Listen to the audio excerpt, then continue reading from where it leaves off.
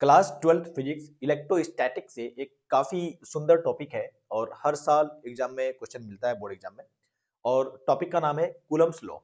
Coulomb's law बताता क्या है, कहीं भी दो पॉइंट चार्ज रखा हुआ है ना, चाहे वो सेम नेचर का हो यानी प्लस प्लस हो, माइनस माइनस हो, या अपोजिट नेचर यानी प्लस माइनस का हो, इन दोनों चार्ज के बीच लगता फोर्स है। ये फोर्स कितना लगता है, इस बात को कूलम्स लॉ बताता है। ऐसा समझ। तो जो अमाउंट ऑफ फोर्स है यानी मैग्नीट्यूड ऑफ फोर्स है between two charges is derived from Coulomb's law. कितना लगता है फोर्स, तो कूलम ने बताया है कि ये जो फोर्स लगता है दो पॉइंट चार्ज के बीच, ये फोर्स डायरेक्टली प्रोपोर्शनल होता है दोनों चार्ज के प्रोडक्ट के, दोनों चार्ज के मैग्नीट्यूड के प्रोडक्ट के। दोनों चार्ज का मान लो, उन दोनों को यहाँ पर मल्टीप्लाई कर दो, ये उसके डायरेक्टली प्रोपोर्शनल यानी समानुपाती होता है। ऐसा समझ। और दूसरा उन्होंने कहा कि ये जो डिस्टेंस है दोनों पॉइंट चार्ज के बीच, इस डिस्टेंस के इनवर्सली प्रोपोर्शनल होगा उसके स्क्वायर के, यानी जो डिस्टेंस है उस पे स्क्वायर कीजिए, उसके इनवर्सली प्रोपोर्शनल होगा।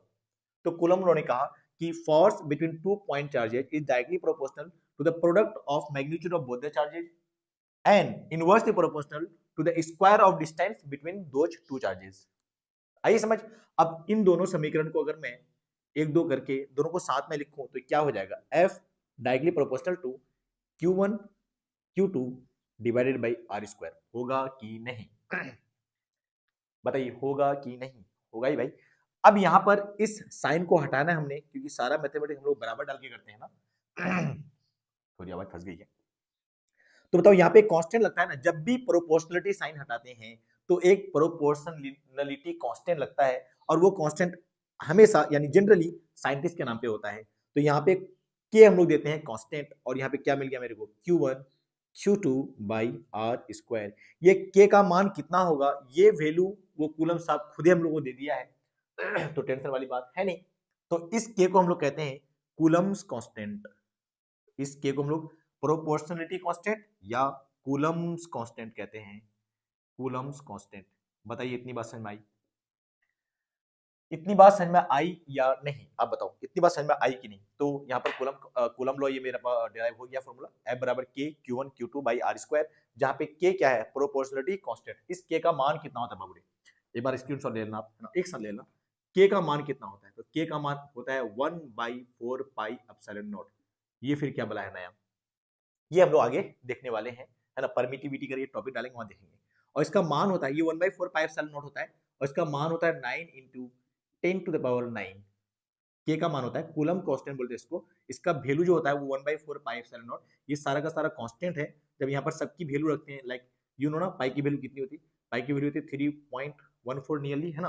और एप्सिलॉन नॉट जो होता है इसको हम लोग परमिटिविटी ऑफ फ्री स्पेस बोलते हैं। क्या होता है आगे पढ़ेंगे यहाँ पर, क्योंकि हम लोग कूलम लॉ पढ़ रहे हैं ना, तो इस पे स्टिक करते हैं। ये जो एप्सिलॉन नॉट होता है इसको हम लोग परमिटिविटी ऑफ फ्री स्पेस कहते हैं, और इसका मान भी आपको लेना है याद, और वो होता है 8.854 इंटू 10⁻⁻12। ये इसका मान होता है। यूनिट में एक साथ में दोनों को बता देता हूं, ध्यान सुनना, यूनिट बहुत महत्वपूर्ण है। इस के की यूनिट और परमिटिविटी की unit, permittivity of free space या परमिटिविटी की यूनिट एग्जाम में आता है। तो आप के की वैल्यू यूनिट देख लो, ये ऑटोमेटिक याद हो जाएगा, क्योंकि ये उसी का उल्टा है ना। तो यूनिट दोनों की एक दूसरे की उल्टा हो, उल्टा कर लेंगे हम लोग। आई समझ। अब ये के का यूनिट कैसे याद करें, देखो ध्यान से, याद भी नहीं करना, आपको यहाँ से डिराइव कर सकते हो। आपको के का यूनिट निकालना है ना, तो के को एक तरफ छोड़ देते हैं, बाकी चीजों को उधर लेके चलते हैं। तो के को यहाँ छोड़ दो, एफ पकड़ो जरा इधर, तो बताओ यहाँ पर एफ लिख दिया हमने, ये आर को ऊपर लेके जाना है, तो एफ आर स्क्वायर हो जाएगा। और Q1 Q2 कहाँ जाएगा, नीचे आ जाएगा, मल्टीप्लाई में है, तो इधर आ जाएगा ये Q1 और Q2 आ गया, और उधर क्या बच गया के। अब इसकी यूनिट देखनी है ना हमने। इसकी अगर हमको देखना है यूनिट, तो बताओ फोर्स का यूनिट क्या होता है, न्यूटन। और डिस्टेंस का स्क्वायर, डिस्टेंस का यूनिट मीटर, और उसका स्क्वायर मीटर स्क्वायर नहीं हो जाएगा। अच्छा नीचे क्या है, चार्ज, चार्ज, चार्ज का कूलम, दो चार्ज है तो स्क्वायर। तो के की यूनिट जो होती है, कूलम्स कांस्टेंट की यूनिट, अंडरलाइन करके स्टार बनाकर डब्बा बना के लिख लो भाई, लिख दो 50-60 स्टार, एग्जाम में क्वेश्चन आता है। के की यूनिट जो होती है वो होती है न्यूटन मीटर स्क्वायर पर कूलम स्क्वायर, एग्जाम में इस रूप में भी आता है, न्यूटन मीटर स्क्वायर, और उसको ऊपर लेके लिखता है कूलम -2। तो के का मान हो गया 9 इंटू 10⁹ 9 न्यूटन मीटर स्क्वायर पर कूलम स्क्वायर। तो बताओ एप्सिलॉन नॉट की यूनिट क्या हो जाएगी, इसी का उल्टा, तो इसकी यूनिट जो होगी वो होगी कूलम स्क्वायर बटे न्यूटन मीटर स्क्वायर, इसी का जस्ट उल्टा हो जाएगा। क्या मेरी बात इतनी समझ में आई? यहाँ तो कोई दिक्कत है? ये हो गया आपका कूलम्स लॉ इन शॉर्ट, शानदार तरीके से। इतना एग्जाम में लिख कर क्या हो गया, थोड़ा सा स्टेटमेंट मैंने जो बोला उसको एक दो बार लिख लो आप, हो गया काम खत्म, है ना। उसके अलावा एक दो पॉइंट मैं बता देता हूँ यार, ये स्क्रीनशॉट ले लो आप, पर कचरा है पर काम का है, ठीक है। अब एक दो पॉइंट मैं बोल देता हूँ जो हमने बोलना है कूलम्स लॉ के बारे में। कूलम्स लॉ के बारे में 2 पॉइंट ये बोलना है यार, मिट जा भैया, क्या हो गया तुम्हारे को, मिट ही नहीं रहा है तो। भैया ये दीवार टूटती क्यों नहीं है? अंबुजा सीमेंट से जो बनी है, देखा आपने एड, अंबुजा सीमेंट से बनी है, कैसे टूटेगी? अंबुजा सीमेंट नाम सुने हो ना, काफी तगड़ा सीमेंट है भाई, मतलब मैं यहाँ पर समझिए आप, मेरे को कौन जान ही रहा है भाई, तो क्या ही प्रमोशन है।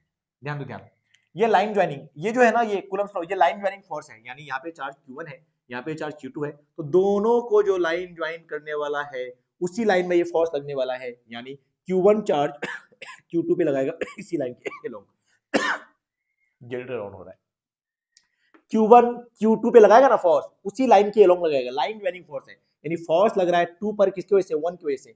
अच्छा ये थोड़ी चुप रहेगा, ये इसको हम भी लगाएंगे भाई तुम पर, तो ये लगाएगा इधर, फोर्स लग रहा है 1 पे 2 की वजह से, लाइन ज्वाइनिंग फोर्स है। और कूलम्स लॉ वैलिड है पॉइंट चार्ज के लिए, कौन सा चार्ज के लिए, पॉइंट चार्ज के लिए। आप बहादुर बच्चे हैं, बोर्ड का एग्जाम देने लगे हैं, पॉइंट चार्ज क्या होता है करिए कमेंट, ठीक है। पॉइंट चार्ज के लिए ये वैलिड होता है। और आपने फोर्स देखा है, फोर्स इनवर्सली प्रोपोर्शनल था आर स्क्वायर के ना, इसलिए हम लोग बोलते हैं कि कूलम्स लॉ जो है इनवर्स स्क्वायर लॉ को फॉलो करता है।